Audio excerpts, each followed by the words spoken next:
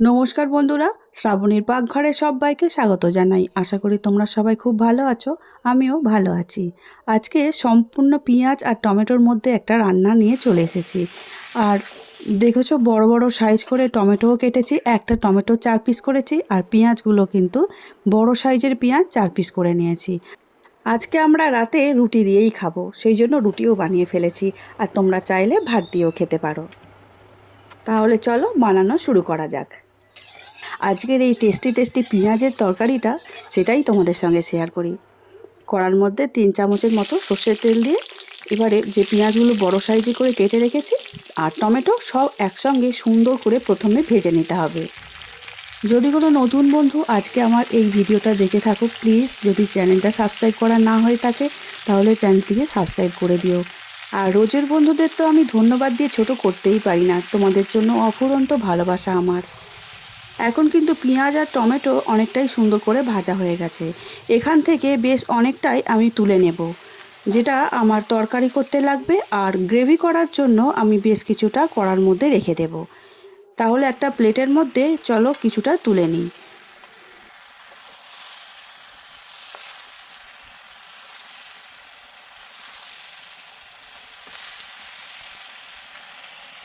প্লেটের মধ্যে এটা রেখে দিলাম তরকারি করার জন্য। আর বাকি যেটা আছে এটা আমি একটা গ্রেভি করব।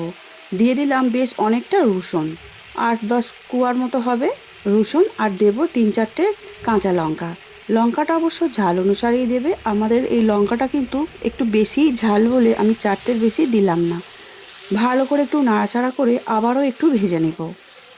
এই সবজির মধ্যে কোনো আলু বা অন্য কোনো সবজি কিন্তু আমি দেব না, শুধু টমেটো আর পেঁয়াজ দিয়েই হবে। আর হ্যাঁ, তোমরা এই পর্যন্তই রান্নাটা করে নিতে পারো।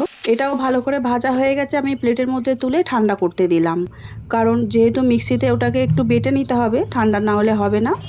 আর আমি এখানে একটু ডিমের ব্যবহার করছি, তোমরা চাইলে এটা ডিম না দিয়ে এমনিই করতে পারো। কড়ার মধ্যে তেল দিয়ে 3টে ডিম ফাটিয়ে রেখেছিলাম। আর একটু ঝুড়ো ঝুড়ো করে ভালো করে ভেজে নিতে হবে, সেই জন্য অল্প করে একটু নুনও দিয়ে দিলাম। আর নুন দিলে ডিম ভাজাটার কিন্তু টেস্টটা একটু ভালো হয়।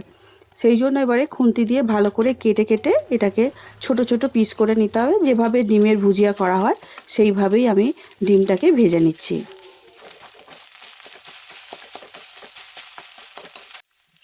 আমি একটা প্লেটের মধ্যে তুলে নিচ্ছি। আর ওইদিকে কিন্তু প্লেটের মধ্যে আমি পেঁয়াজ, টমেটো, রসুন, কাঁচা লঙ্কা ঠান্ডা করে নিয়েছি, একটা ফাইন পেস্ট করে নেব বলে। এই তরকারিটার এটাই একটা মজার ব্যাপার, অর্ধেকটার বেশি আমি তুলে রেখে দিয়েছি আর কিছুটা নিয়ে পেস্ট বানিয়ে নিলাম। দেখতেই পাচ্ছ খুব সুন্দর করে পেস্ট বানিয়ে নিয়ে ফিরে এলাম। এবারে কড়ার মধ্যে আবারও একটু তেল দিলাম। অল্প অল্প করে তেল দিয়ে রান্নাটা করলেই হয়ে যাবে। আর দিলাম একটু গোটা গরম মশলা আর হাফ চামচের মতো জিরে। জিরে আর গোটা গরম মশলা একটু ভালো করে ভেজে নেব। যখনই ভালো গন্ধ ছাড়বে ঠিক সেই সময় পেঁয়াজ টমেটোর পেস্টটা করে রেখেছি সেটা এর মধ্যে দিয়ে দেব। পেঁয়াজ, টমেটো, রসুন সব আগে থেকেই যেহেতু ভাজা ছিল, সেই জন্য এখন খুব বেশি ভাজার দরকার নেই। মিনিট খানেকের মতো তেলের সঙ্গে একটু নাড়াচাড়া করে নেবার পরে কিছু মশলা এর মধ্যে দিয়ে দেব। লঙ্কা গুঁড়ো, হলুদ গুঁড়ো, জিরে গুঁড়ো, ধনে গুঁড়ো সব অল্প অল্প করে এর মধ্যে দিয়ে দেব পরপর।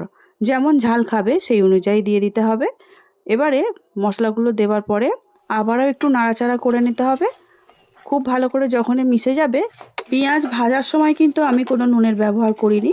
এখন এখানে দিয়ে দেব পরিমাণ অনুযায়ী নুন আর অল্প একটু চিনি। চিনিটা তোমরা দিতেও পারো, নাও দিতে পারো। আমি এখানে টমেটোটা বেশি দিয়েছি আর ব্যালেন্সটা ভালো হবে, টেস্টটা ভালো হওয়ার জন্য চিনির ব্যবহারটা এখানে করছি। ব্যাস সব কিছু দেওয়া হয়ে গেছে। এবারে আবারও মিনিট খানেকের মতো একটু নাড়াচাড়া করে মিশিয়ে নেব। তারপরে এর মধ্যে দিয়ে দেব মিক্সির বাটি ধোয়া জলটা। জল এই তরকারিতে খুব বেশি লাগবে না, ওই বাটি ধোয়া জলটা দেব। দেওয়ার পরে আবারও একটু জল দিলেই অল্প করে হয়ে যাবে। ব্যাস এইটুকু জল দিলেই হয়ে যাবে, কারণ তরকারিটাতে তো কোনো ঝোলের ব্যবহার করব না আমি। এইটুকু জল দিলেই হয়ে যাবে। এবারে খুব ভালো করে যখন জলটা ফুটে উঠবে 1 থেকে 2 মিনিটের মতো জলটাকে ফুটিয়ে নিতে হবে। তারপরে সবজিগুলো যেগুলো ভেজে রেখে দিয়েছি সেগুলো এর মধ্যে দিয়ে দেব। এখন দেখতেই পাচ্ছ খুব সুন্দর করে ঝোলটা ফুটছে আর ঝোলটা খুব ভালো করে সিদ্ধও হয়ে গেছে। এবারে দিয়ে দিলাম টমেটো আর পেঁয়াজ ভেজে রাখা পুরোটাই। খুন্তির সাহায্যে টমেটো আর পেঁয়াজ ঝোলের মধ্যে খুব ভালো করে মিশিয়ে নেব। তাহলে খুব ভালো করে মিশে যাওয়ার পরে ভাজাটা তো আছেই, কিন্তু একটু সিদ্ধ হওয়ারও তো দরকার আছে, তাহলে টেস্টটা খুব ভালো হবে। এখন 2 থেকে 3 মিনিট খুব ভালো করে ফুটিয়ে নিয়েছি। দেখে বুঝতেই পারছো কিন্তু ঝোল ঝোল ভাবটা এখনও আছে। এই ঝোল ঝোল ভাবটা আর একটু কমিয়ে নিতে হবে। ঠিক এখন এই যে ডিমগুলো ভেজে রেখেছিলাম, সেই ডিম ভাজাগুলো এই ঝোলের মধ্যে দিয়ে দেব। তাহলে ডিম ভাজা ঝোলের সঙ্গে মিশে গিয়ে এই ঝোল ঝোল ভাবটা কিন্তু অনেকটাই কমে আসবে আর তরকারিটাও ঘন ঘন হয়ে যাবে। ডিম ভাজাগুলো দেওয়ার পরে খুন্তির সাহায্যে তরকারির মধ্যে খুব ভালো করে মিশিয়ে নিচ্ছি। সবশেষে তোমরা এখানে ধনেপাতার ব্যবহার করতে পারো, কিন্তু আমি এখানে ধনেপাতাটা দিচ্ছি না, আমি এখানে দেব ঘি। ঘিয়ের ফ্লেভারটা এই তরকারির মধ্যে আমার খুবই ভালো লাগে। রুটি বা পরোটা দিয়ে এই তরকারিটা খেতে আমার দারুণ লাগে। ঘিটা দেওয়ার পরে আবার একটু ভালো করে মিশিয়ে নেব।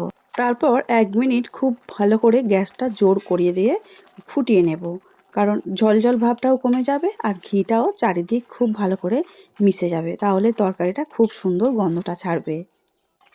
বললে বিশ্বাস করবে কি জানি না বন্ধুরা, এত অপূর্ব খেতে হয়।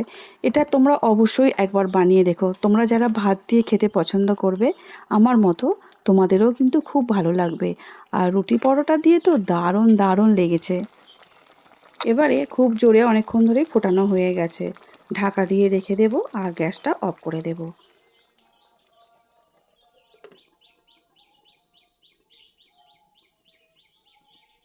এখন পেঁয়াজের রেসিপিটা আমার একদম তৈরি হয়ে গেছে। 5 মিনিট পর ফিরে এলাম। দেখতেই পাচ্ছ কালারটা কত সুন্দর হয়েছে। এবারে আমি একটা সার্ভিং প্লেটের মধ্যে তুলে নেব। আজকে আমার রেসিপিটা তোমাদের কেমন লেগেছে অবশ্যই কিন্তু কমেন্ট করে জানাবে। শুধু কালার সুন্দর হলে তো হয় না, তরকারির টেস্টটা ঠিকঠাক হতে হবে। আমার বাড়ির লোক তো খুবই পছন্দ করেছে। এবার তোমাদের পছন্দ করার পালা। তোমরা অবশ্যই আমাকে জানিও। আবারও বলছি, আজকের মতো আসছি। দেখা হবে অন্য দিন অন্য রেসিপি নিয়ে। রান্না করা হয়ে যাওয়ার পরেই কিন্তু একটু রুটি দিয়ে আমি টেস্ট করে দেখে নিলাম। বিশ্বাস করবে কি জানি না বন্ধুরা, জাস্ট ফাটাফাটি হয়েছে। একবার হলেও তোমরা, আবারও বলছি, ট্রাই করে দেখো। আমার ভিডিওটা এতক্ষণ দেখার জন্য অসংখ্য ধন্যবাদ।